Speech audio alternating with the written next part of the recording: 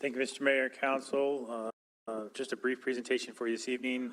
We've recently discussed this at the last January meeting, but this is the next step in that acquisition process that Council has directed. To that end, Council passed Ordinance 779 in its last meeting, authorizing the condemnation if necessary for acquisition. Of course, the priority remains to be to try to negotiate those acquisitions and avoid eminent domain if possible. So the valuation is higher than if it was simply GB. It has not been raised all the way to CBD zoning because we don't know exactly what the rezoning specifics are going to be for that EMU, but it's somewhere in between those two valuations right now. Put these offer packages out with the option and giving those owners time to figure out the plans after 2027. The appraisal would be updated at that point that the option is exercised, so they could those numbers could be updated. And we do anticipate negotiations on some of these terms.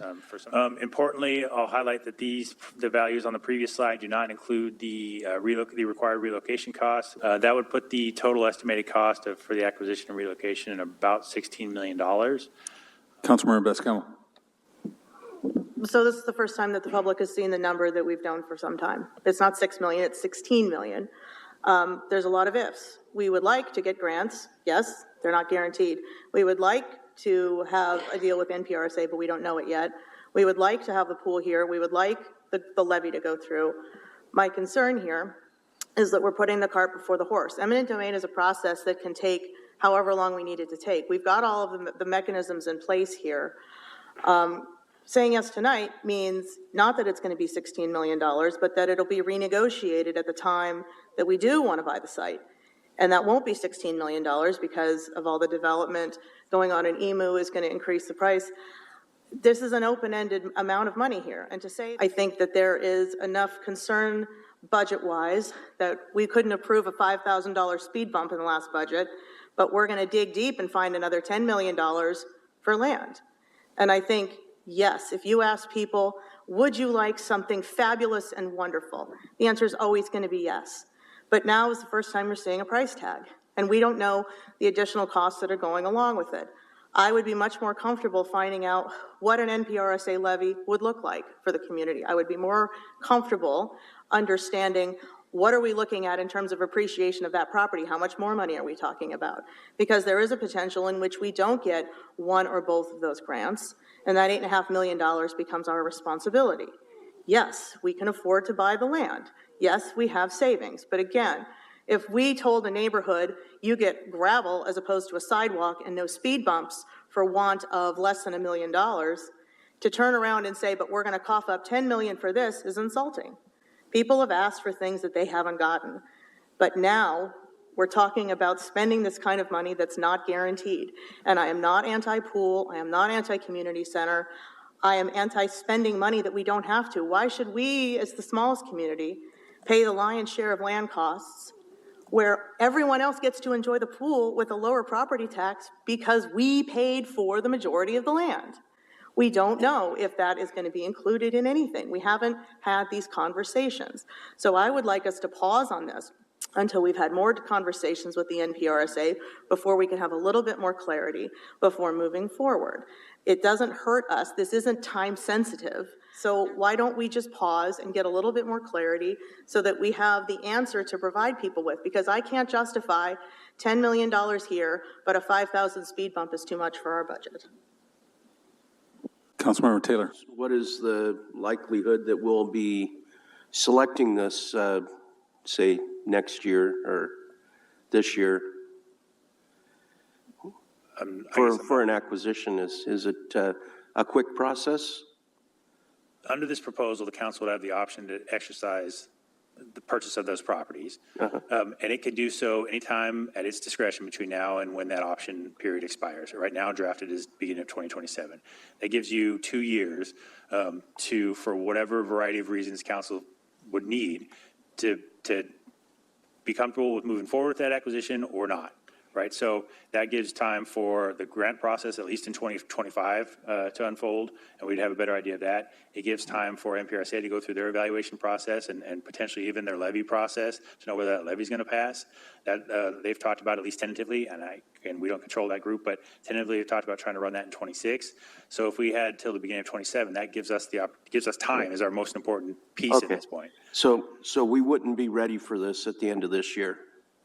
If you had 2 years and that was enough time to let NPRSA do more of their work, Okay. I would use that. All right. So I see 4 candidates here with a great issue to sell this to taxpayers and let the numbers roll out. I think I could support this because I think we need to get the information out and just get it to be, it's going to be an issue. And I see it as something that, would be good. This is going to give us a good part of the year to get the message out and collect information from the people that are going to potentially have to pay for it. I don't think we get that when we have people say, I want a swimming pool or I want this process. But when the numbers start to shake out, I think this will be a good process. So I guess I'm going to be in favor of proceeding just to get the information started to vet and percolate. So, a lot of times it's talked about, what the public wants. And I view our job as providing services to the public and what they want in a very sound fiduciarily way. And the public has spoken, and the public spoke tonight. They are excited about the opportunity for a rec center and a pool. And what you won't hear, and I said this last time, what you won't hear is from the opposition is an alternative. They don't talk about an alternative. They don't talk about different land to do this or how they would do it or would the city do it. Nobody knows what the costs are because we haven't had the architect come through with a design or anything with this. We don't know what NPRSA is going to fund or not and we don't drag in our feet when we have this opportunity. Time kills deals. We've seen that happen in Woodinville, and we've seen that attempted by opposition on things to drag it out and to try kill deals. This allows us to also, the property already has without, not in the ground, but above ground, because they have stuff around that property near the stream. But we get a look at, what's going on over there, and so we get to do a due diligence in a very cost-effective way. So I very much support this. Councilmember Best-Campbell. So perhaps somebody wasn't listening to my previous statement. I do have options for what we could do and still get the pool. If my name wasn't just a filthy word that you think you throw out of your mouth, you would have heard what I said, which is, why don't we go to the NPRSA and say, we have this land, we have the potential to buy the land, but also we've shown that they're willing to have a conversation with us about eminent domain and selling the property. Why don't you fold this into your levy? That is how you do this. It's not time kills deals. That's a car salesman tactic. I got to go ask my manager, but this deal's only good for 15 minutes. Don't think about it. Remember, this is the first time you've seen $16 million as your number. Why are we pushing it through? Why can't we go to NPRSA with this information and say, we have identified this land, this is $16 million, add this to the calculations you're going to do so that the $16 million is spread over all of the entities as opposed to just Woodinville. And no, it has nothing to do with FUD, it has to do with basic math. We can't continue to spend because we want. That's the thing with budgeting. Households around the kitchen table know exactly what this is. When prices go up, you have to make cuts.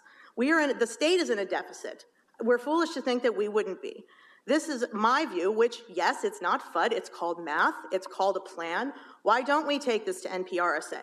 If they think it's a great site, which they think they do because they looked at it, why don't we ask them to fold it into the price? Why don't we ask them to be the entity to go through with this? Why are we taking the burden on ourselves? I'm suggesting a path that has even less risk, that has less opportunities for us to be stuck holding the bag. And it's not FUD, it's not my name, it's the fact that I'm elected and we all up here are elected to keep our budget safe. We can use reserve funds for anything we like. Historically, we've used land acquisitions. It is not exclusive. Why aren't we negotiating better? Why aren't we getting all of this stuff figured out before we put the cart before the horse and buy the land? We don't know if there is a desire to even expend this kind of money. We don't even know the kind of money. So it's not FUD, it's that I don't have the details. So if this council would like to go forward with it, I have a very simple amendment, which I will make to this motion after it is made, that we go to NPRSA and ask them to be the entity to move forward with eminent domain. That's the easy answer. It's not FUD and against the pool. I'm against Woodinville paying too much.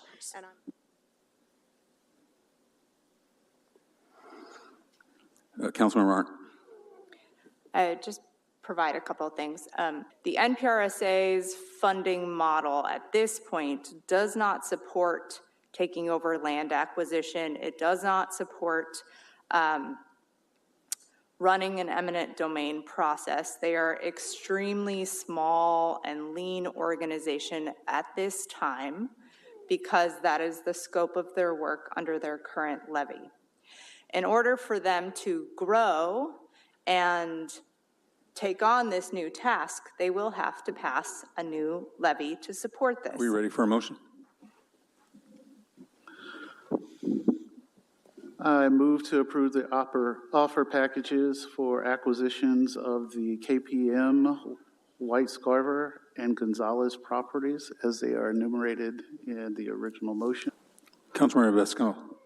I'd like to amend the main motion to include a negotiation with NPRSA that they will reimburse the city for land acquisition costs associated with eminent domain via reduced levy costs to Woodinville. Second. I have a motion and a second.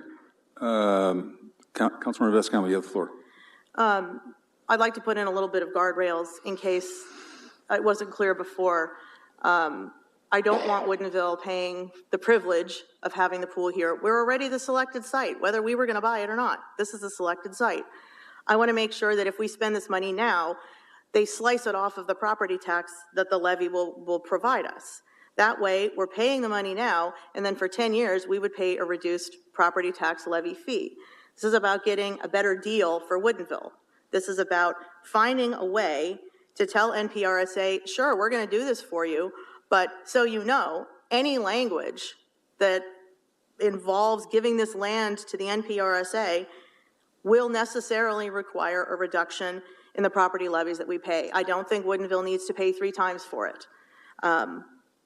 This is not about whether I do or don't like a pool. This is about whether I do or don't want to spend money that we don't necessarily have to spend. So I think this is incredibly reasonable, and I look forward to the 5 reasons why this is a terrible idea. And it's not fear, it's not uncertainty, it's not doubt. This is what certainty sounds like. Councilman. So we have opportunities right now. In fact, we've just discussed going back to Washington, D.C. and asked for $3.5 million for the rec center. We have to have the property or have the likelihood of having the property. We can't just go back there and say, give us $3.5 million on property that we don't have a process in obtaining. So being a good partner with NPRSA means being a good partner with them. We work with them and we're forwarding property. Nobody said we're giving them property. We have an option of having a long-term lease. We have an option of having, you can have the property as long as you operate it as a rec center and a pool. There's many different ways of doing that, but the first step is acquiring the property. Then we are having the options, what we're talking about on the original motion. I oppose Councilmember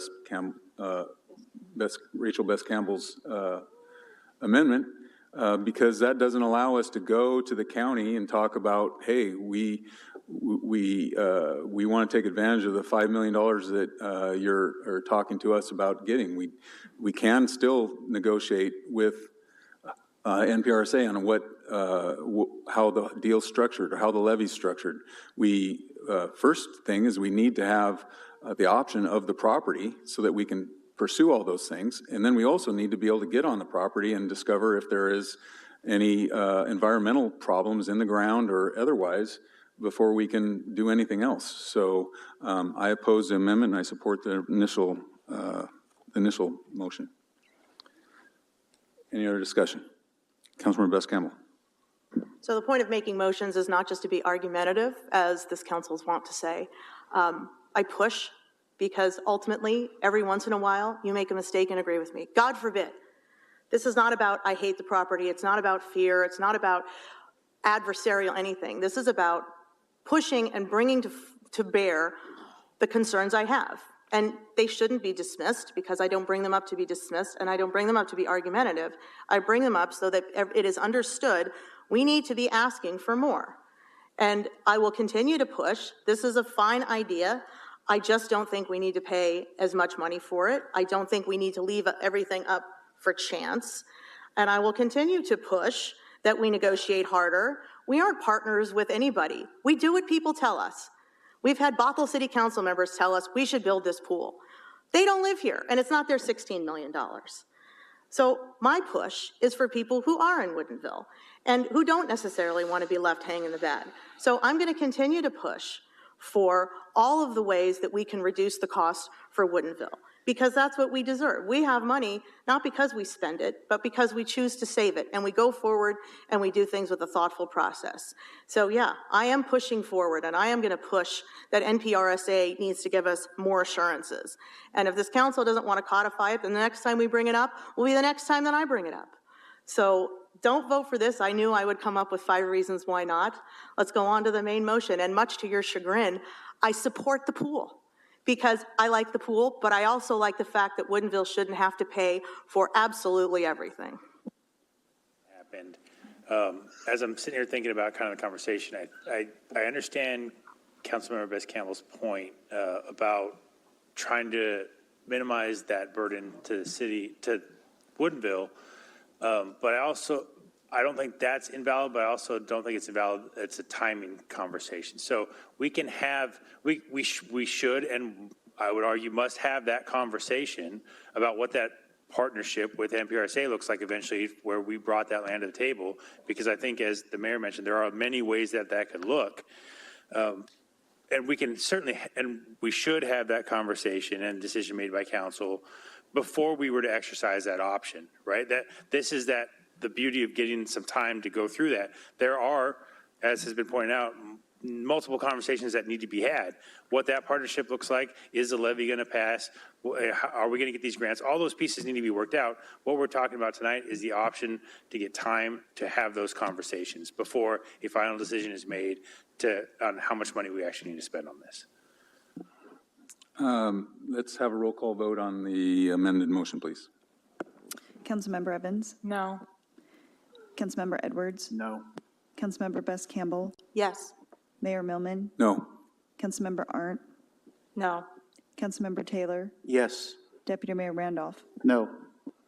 Motion fails 5-2, or 4-3? 5-2. 5-2.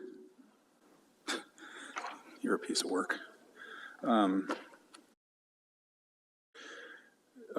we go back to the main motion? Any more discussion? Let's have a roll call vote on that too, please. Councilmember Evans? Yes. Councilmember Edwards? Yes. Councilmember Best-Campbell? Yes. Mayor Millman? Yes. Councilmember Arndt? Yes. Councilmember Taylor? Yes. Deputy Mayor Randolph? Yes. Motion passes unanimously.